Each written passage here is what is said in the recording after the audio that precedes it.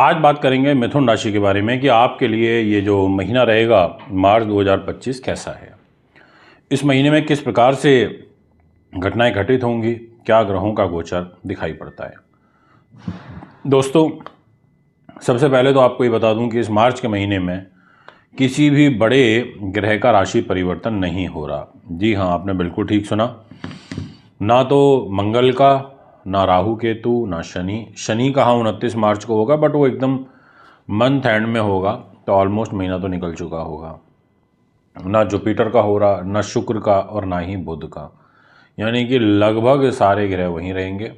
29 मार्च को शनि और 14 मार्च की रात को ग्रहों के राजा सूर्य देव का राशि परिवर्तन होगा मीन राशि में। यानी कि जहां आपको 11 नंबर लिखा दिखाई पड़ रहा है, उस 11 नंबर में शनि और सूर्य बैठे हुए दिखाई पड़ रहे होंगे, और उस घर से निकल जाएंगे सूर्य, और 12 नंबर में यानी कि जहाँ पर शुक्र बुध राहु बैठे हुए दिखाई दे रहे होंगे, वहाँ पर सूर्य ग्रह का गोचर हो जाएगा।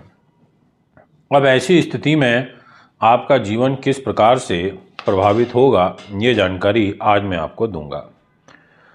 तो सबसे पहले बात करते हैं आपके कैरियर की। उससे पहले आपसे आग्रह करूंगा, यदि आप हमारे YouTube चैनल पर नए हैं, आपने चैनल को फॉलो सब्सक्राइब नहीं किया तो अवश्य करें। बेल आइकन के बटन को दबाएं ताकि तुरंत सारी इन्फॉर्मेशन आप तक पहुंच सकें और आप भी इन वीडियोज़ के द्वारा अपने आगे आने वाले कल को समझ पाएँ। दोस्तों, सबसे पहले और इम्पॉर्टेंट बात तो ये होती है कि कैरियर का लॉर्ड जुपिटर खर्च के घर में बैठा है।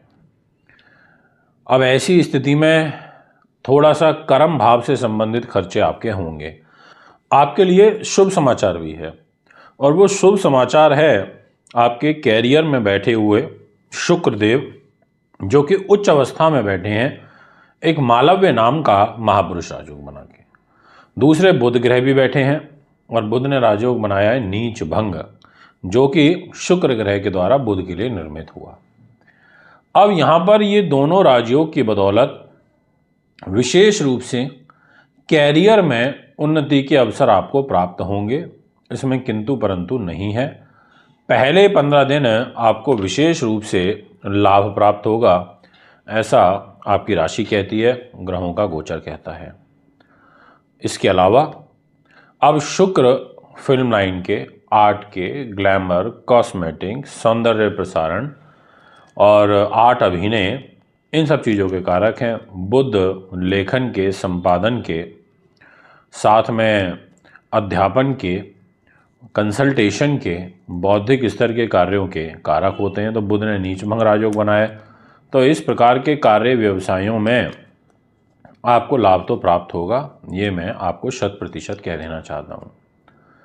दोस्तों, इतना ही नहीं, इसके अलावा जो आपका मान सम्मान है, वहाँ पर बैठे हैं मंगल ग्रह। आप देख लीजिए, यहाँ 3 नंबर लिखा है इस कुंडली में, वहाँ आपको मंगल बैठे हुए दिखाई पड़ रहे होंगे। अब मंगल ने कहा, देखो मैंने तो मंगलिक दोष बना लिया और मैं तो इस घर में बैठ गया। अब ऐसी स्थिति में मंगल का यहाँ बैठना, वो भी शत्रु के घर में बैठना, आपको क्रोध की प्रवृत्ति की तरफ लेकर के जाएगा, आपको ईगो की तरफ लेके जाएगा, आपको आत्मविश्वासी, आत्मसाहसी बनाएगा। परंतु आप जिस काम के पीछे पड़ जाएंगे वो भी करेंगे, पर आप झुकना पसंद नहीं करेंगे, जिसके कारण आपको परेशानियां उठानी पड़ सकती हैं। तो इस बात का आपको बखूबी ध्यान रखना होगा, ये मैं आपसे कहना चाहता हूँ। और तो और कुछ और पहलू जो आपके लिए जानना है। धन, जुपिटर धन के कारक होते हैं, शुक्र भी धन के कारक होते हैं।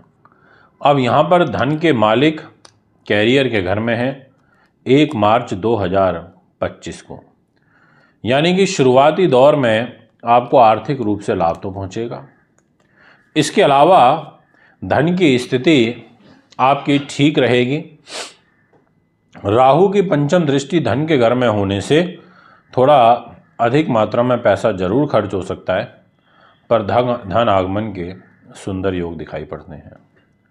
दोस्तों, अगर मैं बात करूं आपके स्वास्थ्य की, क्योंकि हेल्थ बहुत बड़ा फैक्टर होता है, मंगल ने कहा भैया मैं तो हेल्थ को प्रभावित करूंगा, और मंगल रोगेश होकर आपके शरीर पर विराजमान है, और वो भी पूरे महीने। ऐसी स्थिति में स्वास्थ्य में तो कुछ गड़बड़ रहेगी, इसमें किंतु परंतु नहीं है, इसमें दो मत नहीं है। आपको स्वास्थ्य को लेकर के अलर्ट रहना पड़ेगा। आपके मंगल ग्रह मिथुन राशि में होने से आपको अपने व्यक्तित्व का भी, आपके स्वास्थ्य का, आपको ब्लड प्रेशर, मांसपेशियाँ, सर दर्द, ऐसी सब चीज़ों का विशेष ध्यान रखना होगा, ये मैं आपसे कहना चाहता हूँ। इसके अलावा अगर हम बात करें कोई कोर्ट कचहरी, मुकदमेबाजी इत्यादि से संबंधित, तो उसमें आपको रिलीफ मिलेगा।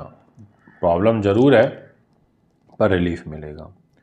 बात करते हैं बुद्धि उन्नति, नीति शास्त्र विद्वानता, संतान के घर की, अकस्मात धन लाभ की, कॉम्पिटिटिव एग्ज़ाम्स की। इस घर का दायित्व आ जाता है शुक्र के पास, और शुक्र उच्च के होकर कर्म भाव पर बैठे हैं।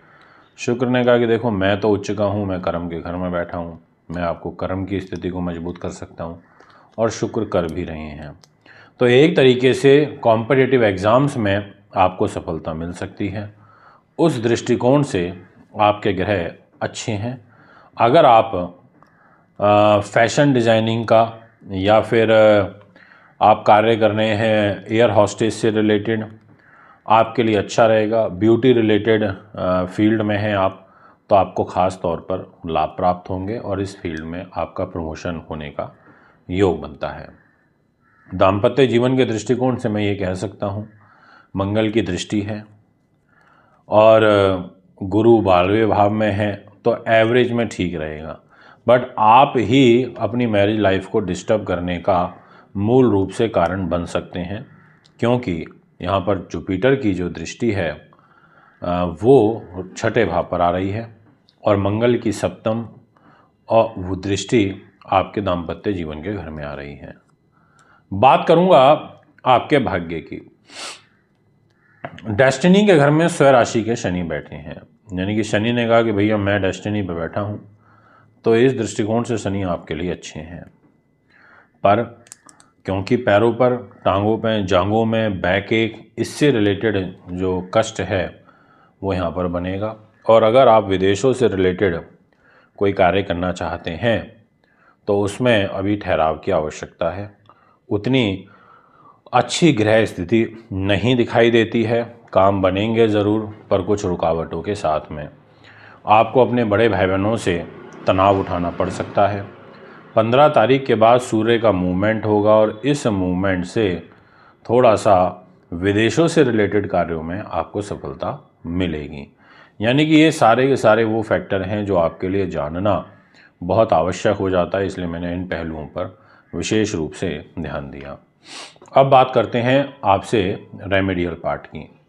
अब रेमेडीज़ जो हैं उसमें मैं ये कह सकता हूँ कि आपको एक तो मंगल की पूजा करनी चाहिए।